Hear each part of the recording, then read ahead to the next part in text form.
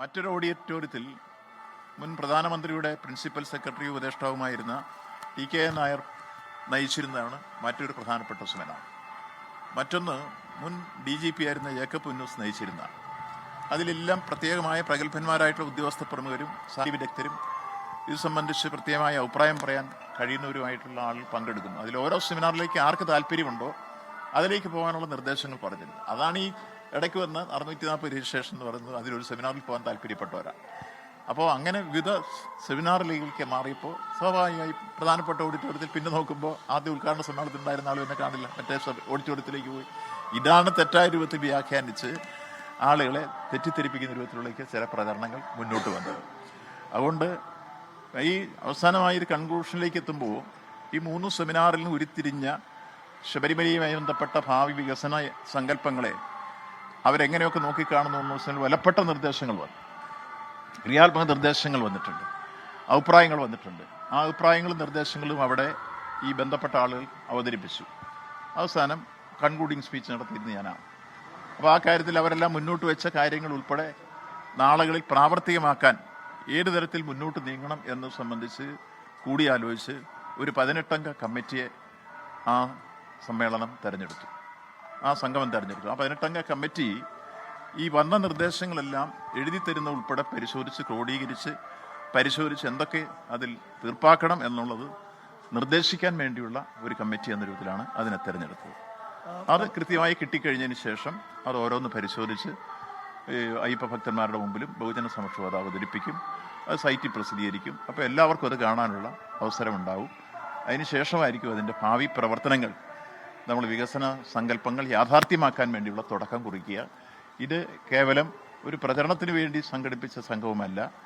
അവിടെ വന്നിട്ടുള്ള ഫലപ്രദമായ ക്രിയാത്മക നിർദ്ദേശങ്ങളും പശ്ചാത്തല വികസന സൗകര്യങ്ങളും ആഗോള തീർത്ഥാടന കേന്ദ്രമാക്കി മാറ്റി തീർക്കുക എന്ന ആത്യന്തിക ലക്ഷ്യവും നടപ്പാക്കാൻ വേണ്ടിയുള്ളതാണ് എന്ന രൂപത്തിൽ തന്നെ പിന്നീട് അതിൻ്റെ തുടർ പ്രവർത്തനങ്ങൾ ഉണ്ടാവും. അതാണ് പൊതുവിൽ നിർദ്ദേശിക്കാൻ. അതാണ് ഈ കാര്യത്തിൽ ഏറ്റവും പ്രാധാന്യമർഹിക്കുന്ന കാര്യം. ഈ ഒഴിഞ്ഞ കസേരകൾ നിർമ്മിതിയാണെന്നുള്ളതാണ് പാർട്ടി സംസ്ഥാന സെക്രട്ടറി ഒക്കെ പറഞ്ഞിരിക്കുന്നത്. ശരിയാണ്? അല്ല, അത് ഇപ്പോൾ അദ്ദേഹം ഈ കാര്യം നേരത്തെ തന്നെ ഉള്ളടക്കം ദൃശ്യമാധ്യമങ്ങളിൽ കണ്ടിട്ടുണ്ട്, സോഷ്യൽ മീഡിയയിൽ കണ്ടിട്ടുണ്ട്. ഞങ്ങൾ വിശദീകരിച്ചു, കൃത്യമായി നമ്പർ സഹിതമാണ് ഞങ്ങൾ പറഞ്ഞത്.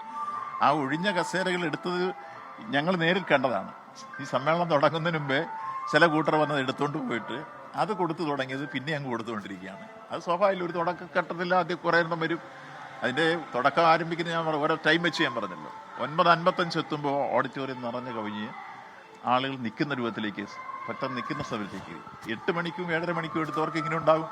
അത് വെച്ചൊരു പ്രചരണം നടത്തി രാഷ്ട്രീയപരമായിട്ട് അതിനകത്ത് പല സംഘടിത താല്പര്യങ്ങളുണ്ടാകും. അതിനൊന്നും ഞങ്ങൾ അത് അവരുടെ സ്വാതന്ത്ര്യമാണ്, അവർ ചെയ്യട്ടെ. പക്ഷേ സത്യസന്ധമായി മാധ്യമ പ്രവർത്തനം നടത്തിയവർ ഇന്നലെ ലാസ്റ്റിൽ ഒരു മാധ്യമം ആ രൂപത്തിൽ സംബന്ധിച്ച് കൃത്യമായി കാര്യങ്ങൾ കണക്കുകൾ സംസാരിക്കുന്ന ഞാൻ കേട്ടു. അപ്പോൾ സത്യസന്ധമായി കാര്യങ്ങൾ അവതരിപ്പിച്ച മാധ്യമങ്ങളുമുണ്ട് ഭൂരിപക്ഷം.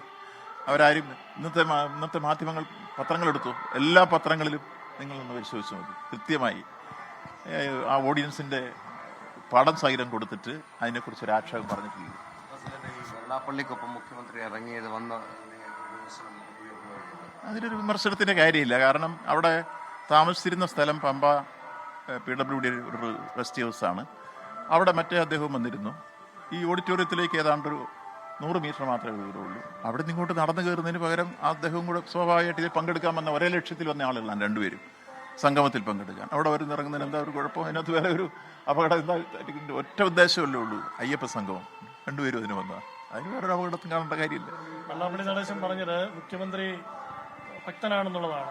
ഇന്നലെ രമേശ് ചെന്നിത്തല തിരിച്ചു ചോദിക്കുന്നു, മുഖ്യമന്ത്രി തന്നെ, പിണറായി തന്നെ അത് പറയട്ടെ ഭക്തനാണോ ഇല്ലയോ എന്നുള്ളത്. ശബരിമല യുവതി പ്രവേശനമൊക്കെ നടത്തി, അത് തെറ്റായി പോയി, അത് ഖേദം പ്രകടിപ്പിക്കുന്നു എന്ന് പിണറായി പറഞ്ഞോ എന്നുള്ളതാണ് ചെന്നിത്തലയുടെ ചോദ്യം. ചെന്നിത്തലയ്ക്കും അതുപോലെ തന്നെ ആ വിമർശകർക്കും എല്ലാം തികഞ്ഞ രാഷ്ട്രീയ ദുഷ്ടലാക്കും അതിനനുസരിച്ചുള്ള പ്രതികരണമാണ് വരുന്നത്. ഇവിടെ ഈ അയ്യപ്പ സംഗമം സംഘടിപ്പിച്ചതിന് മുഖ്യമന്ത്രിക്കോ ഇടതുപക്ഷ മുന്നണി ഗവൺമെന്റിനോ ദേവസ്വം ബോർഡിനോ രാഷ്ട്രീയ ദുഷ്ടലാക്കില്ലെന്ന് മാത്രമല്ല, ശബരിമലയെ ആഗോള തീർത്ഥാടന കേന്ദ്രമാക്കി മാറ്റുക എന്ന ആത്യന്തികമായ ലക്ഷ്യം മാത്രമാണുള്ളത്. അതുകൊണ്ട് അതിനെ മറ്റൊരു രൂപത്തിലേക്ക് വഴിതിരിച്ചു വിടാൻ അവർ ശ്രമിച്ച് ഇതിനെ വിവാദമാക്കാൻ പറ്റുമെന്ന് പല രൂപത്തിൽ പരിശ്രമിച്ച്, അസംബ്ലി വരെ പരിശ്രമിച്ചു, നടന്നില്ല. അപ്പം പിന്നെ അതിൻ്റെ വിഷമങ്ങൾ ഓരോ തരത്തിൽ അവർ തീർത്തുകൊണ്ടിരിക്കുക. ആ വിഷമങ്ങൾ ഇങ്ങനെ ഈ നമ്മൾ പറയല്ലേ, കുശുമ്പിനും അസൂയയ്ക്കും മരുന്നില്ല, കഷണ്ടിക്കൊന്നും മരുന്നില്ല. ആ രൂപത്തിൽ ഭക്തനാണോ എന്നുള്ളതാണ് ഇല്ല മുഖ്യമന്ത്രി ഭക്തനാണോ ഇല്ല എന്നുള്ളതാണ്. ഇല്ല അദ്ദേഹത്തിന്റെ നിലപാടും എപ്പോഴും അദ്ദേഹം പ്രഖ്യാപിച്ചിട്ടുണ്ട്. അദ്ദേഹം അവിടെ സംസാരിച്ചത് നിങ്ങളും കേട്ടതാണ്. എല്ലാം വളരെ അളന്നു തൂക്കി വളരെ ശാസ്ത്രീയമായിട്ട് എന്താണ് ഇതിന്റെ ആത്യന്തിക ലക്ഷ്യം എന്ന് ഭംഗിയായി മനോഹരമായി അത് മനസ്സിലാകുന്ന ഭാഷയിലാണ് വിശദീകരിച്ചിട്ടുള്ളത്. അതിനെ മറ്റൊരു രൂപത്തിൽ ആരും വ്യാഖ്യാനിക്കേണ്ടതില്ല തെറ്റായ രൂപത്തിൽ. യെസ്, മൂന്ന് വിഷയങ്ങളിലായിരുന്നു പാനൽ ഡിസ്കഷൻ. ഒന്ന് master plan Thiruvananthapuram engineering college തയ്യാറാക്കി 1033 കോടി രൂപയുടെ പ്രോജക്റ്റാണ് 3 ഘട്ടങ്ങളിലായി നടപ്പാക്കുക. അത് സംബന്ധിച്ച് സാനിറ്റേഷൻ്റെ പ്രശ്നങ്ങളുണ്ട്, അതോടൊപ്പം തന്നെ സഞ്ചാരയോഗ്യമായ പാതയുടെ പ്രശ്നമുണ്ട്, അമ്യൂണിറ്റി സെൻറ്റർ നിർമ്മിക്കുന്നതിൻ്റെ വിഷയങ്ങളുണ്ട്, ഇപ്പോൾ ഉള്ള കെട്ടിടങ്ങൾ ഏതൊക്കെ തരത്തിലേക്ക് മാറ്റണമെന്നുള്ളതുണ്ട്, അതുപോലെ തന്നെ പാരിസ്ഥിതിക പ്രശ്നം സംരക്ഷിക്കുന്ന നിർദ്ദേശങ്ങളുണ്ട്.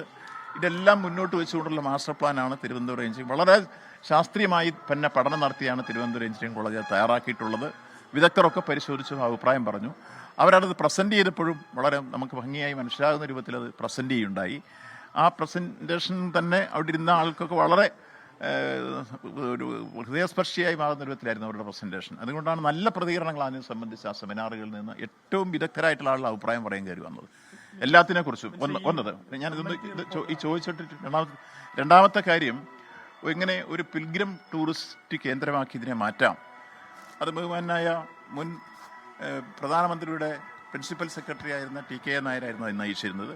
അദ്ദേഹം കുറെ കൂടി വിപുലവും വിശാലമായ രൂപത്തിൽ അത് എടുത്തുകൊണ്ട് തന്നെ തത്വമസി എന്ന ആ സന്ദേശത്തിൻ്റെ വലിയ രൂപത്തിലുള്ള ആഗോളതലത്തിലുള്ള ഒരു വീക്ഷണവും വിശ്വമാനവികയെ ഉയർത്തിക്കൊണ്ടുവരുന്ന ആ സംസ്കാരവും അത് കൂടുതൽ തരത്തിൽ ഉയർത്തിക്കൊണ്ടുവരാൻ സഹായിക്കുന്ന രൂപത്തിലേക്ക് ഇത് പിൽഗ്രിം ടൂറിസം സെന്റർ. ലോകത്തെവിടെയായാലും ഏത് സമയത്തും 24 വാർത്തകളും ഓഗ്മെന്റഡ് റിയാലിറ്റി പാക്കേജുകളും എക്സ്പ്ലെയിനറുകളും വിശദമായി കാണാൻ ഞങ്ങളുടെ യൂട്യൂബ് ചാനൽ നിങ്ങൾക്ക് സബ്സ്ക്രൈബ് ചെയ്യാം.